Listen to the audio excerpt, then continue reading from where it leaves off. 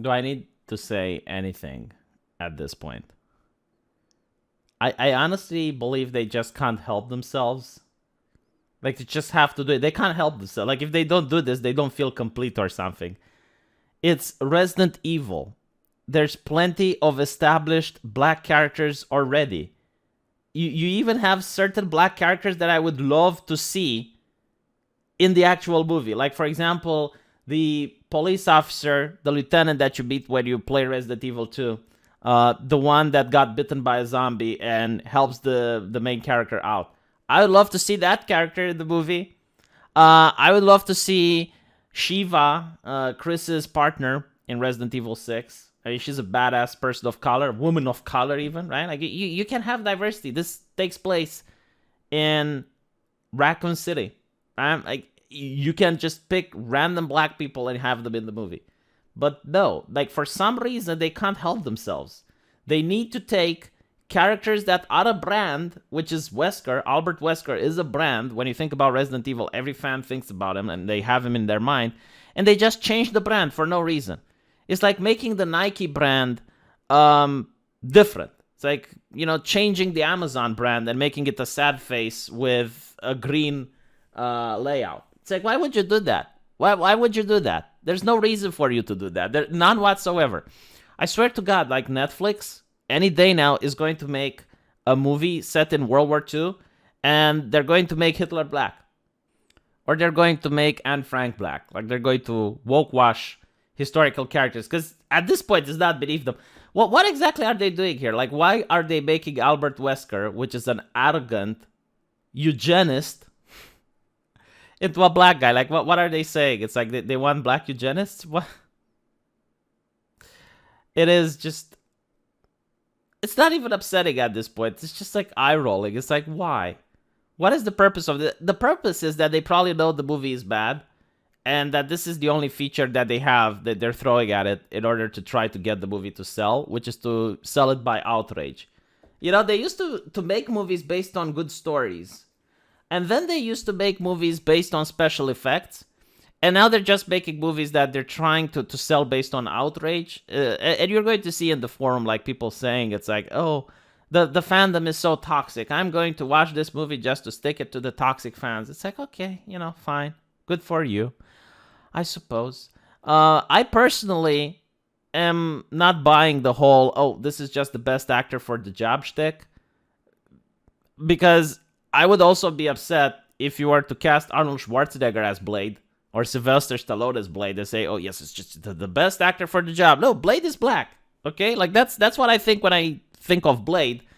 I think of a sexy hunk of a black man that is out there killing vampires.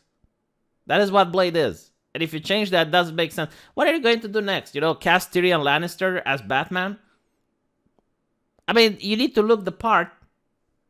Tyrion Lannister is a great actor. Tyrion Lannister. Yeah, Peter Dinklage is a great actor, right?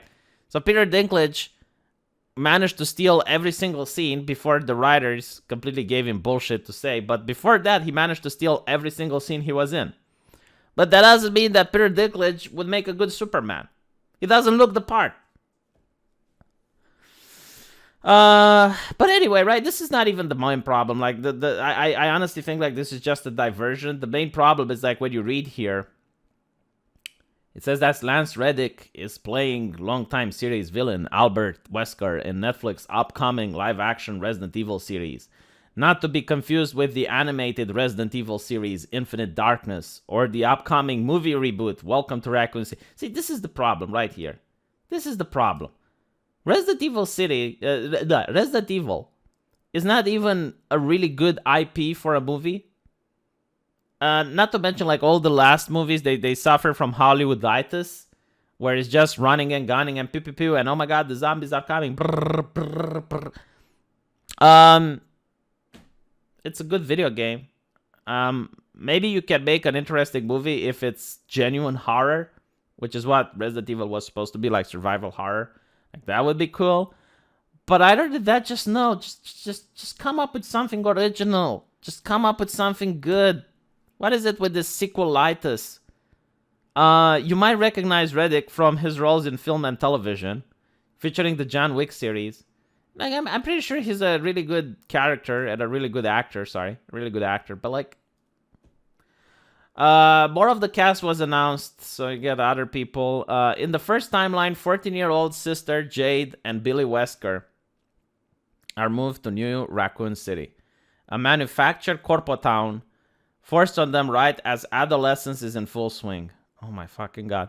But the more time they spend there, the more they come to realize that the town is more than it seems. And their father might be concealing dark secrets. Secrets that could destroy the world.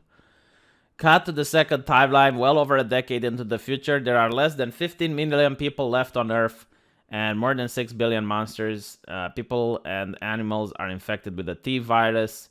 Jade, now 30, struggles to survive in this new world.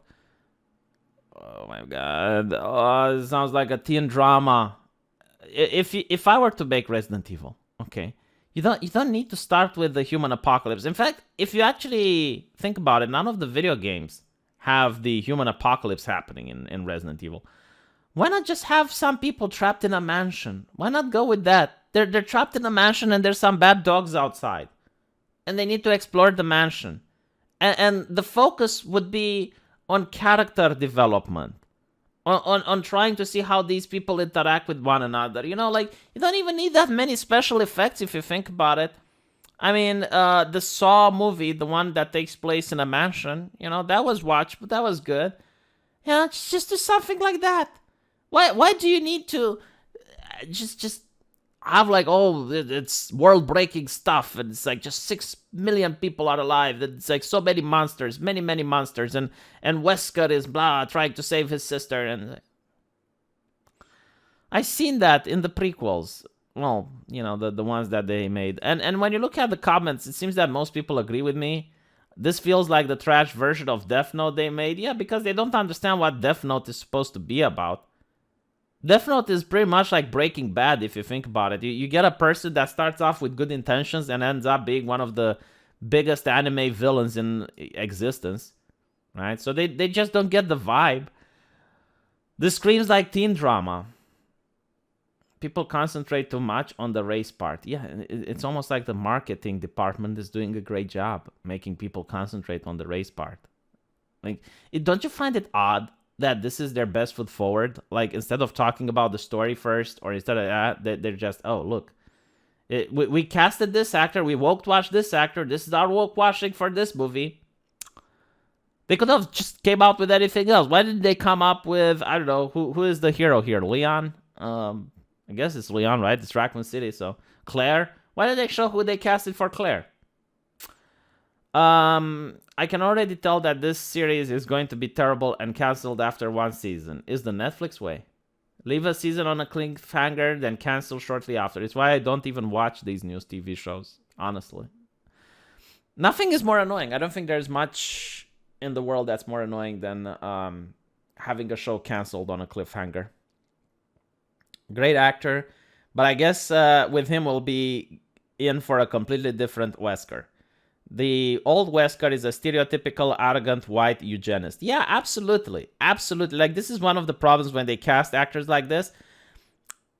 The villain, if he were to maintain his original personality, the movie would be considered problematic, right? Because you'd cast a black guy as a eugenist. That's my main problem with the woke washing, is that when you switch characters, when you switch the race, you're not allowed to have the same villain, to have the same personality. And usually, like, that's fine. You know, you can have a villain with a different personality, but the ones that progressives make are boring. Like, they don't know how to make a compelling villain. They don't know how to make a compelling personality. Great actor, but I guess with him, we're gonna... Another woke Netflix bomb. Like, literally, everyone is complaining about this, right? Like, no, I'm not the only one, because I thought maybe it's just me. People are saying it's dead on arrival, right? It's not just me. It seems that this is the community. But you probably don't get this vibe if you look at the press, if you look at PC Gamer, IGN. It makes it sound like everyone is excited about it, which is probably what the people at Netflix think. It's like, oh, look, people are so excited about our casting choice. Why not get this to be a new character, by the way? Why not make him the head of you know, some umbrella branch. Make him the head of an umbrella branch. It would fit. Like you don't really. Whatever. You know, let me know what you guys think, and I'll see you in the comment section. Take care.